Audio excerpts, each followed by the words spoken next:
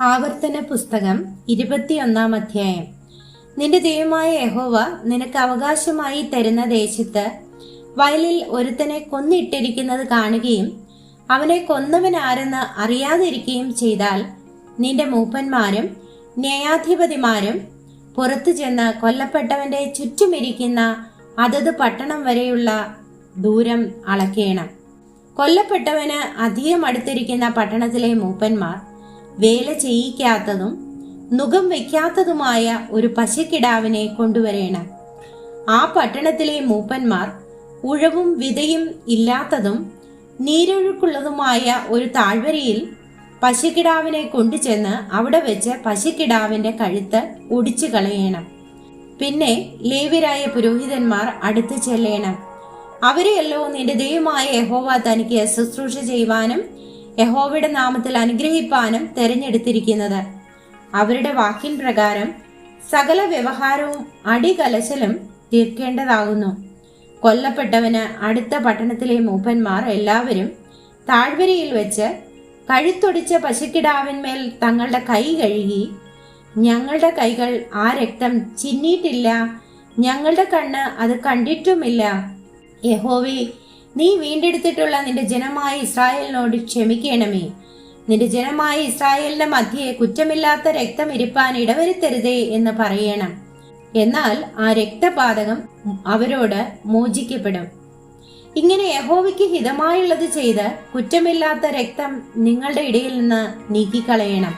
നീ ശത്രുക്കളോട് യുദ്ധം ചെയ്യുവാൻ പുറപ്പെട്ടിട്ട് നിന്റെ ദൈവമായ യഹോവ അവരെ നിന്റെ കയ്യിൽ ഏൽപ്പിക്കുകയും നീ അവരെ ബദ്ധന്മാരായി പിടിക്കുകയും ചെയ്താൽ, ആ ബദ്ധന്മാരുടെ കൂട്ടത്തിൽ സുന്ദരിയായ ഒരു സ്ത്രീയെ കണ്ട് ഭാര്യയായി എടുപ്പാൻ തക്കവണ്ണം അവളോട് പ്രേമം ജനിക്കുന്നുവെങ്കിൽ നീ അവളെ വീട്ടിൽ കൊണ്ടുപോകണം.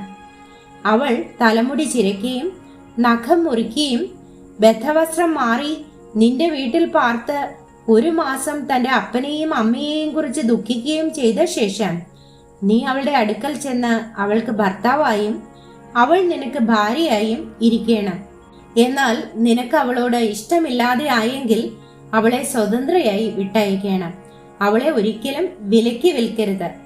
നീ അവളെ പരിഗ്രഹിച്ചതുകൊണ്ട് അവളോട് കാഠിന്യം പ്രവർത്തിക്കരുത്.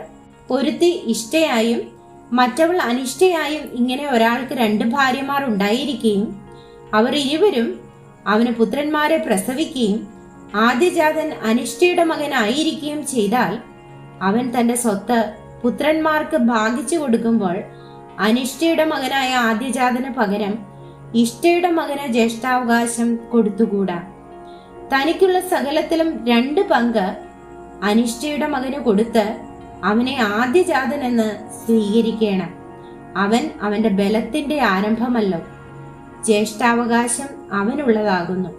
അപ്പന്റെയോ അമ്മയുടെയോ വാക്ക് കേൾക്കാതെയും അവർ ശാസിച്ചാലും അനുസരിക്കാതെയും ഇരിക്കുന്ന ഷഠനും മത്സരിയുമായ മകൻ ഒരുത്തനുണ്ടെങ്കിൽ അമ്മയപ്പന്മാർ അവനെ പിടിച്ച് പട്ടണത്തിലെ മൂപ്പന്മാരുടെ അടുക്കൽ പട്ടണവാതിൽക്കലേക്ക് കൊണ്ടുപോയി, ഞങ്ങളുടെ ഈ മകൻ ഷഠനും മത്സരിയും ഞങ്ങളുടെ വാക്ക് കേൾക്കാത്തവനും തിന്നിയും കുടിയനും ആകുന്നു എന്ന് പട്ടണത്തിലെ മൂപ്പന്മാരോട് പറയണം.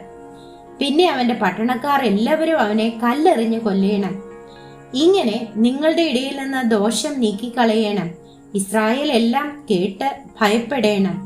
ഒരുത്തൻ മരണയോഗ്യമായ ഒരു പാപം ചെയ്തിട്ട് അവനെ കൊന്ന് ഒരു മരത്തിൽ തൂക്കിയാൽ അവന്റെ ശവം മരത്തിന്മേൽ രാത്രി മുഴുവനും ഇരിക്കരുത്. അന്ന് തന്നെ അത് കുഴിച്ചിടണം.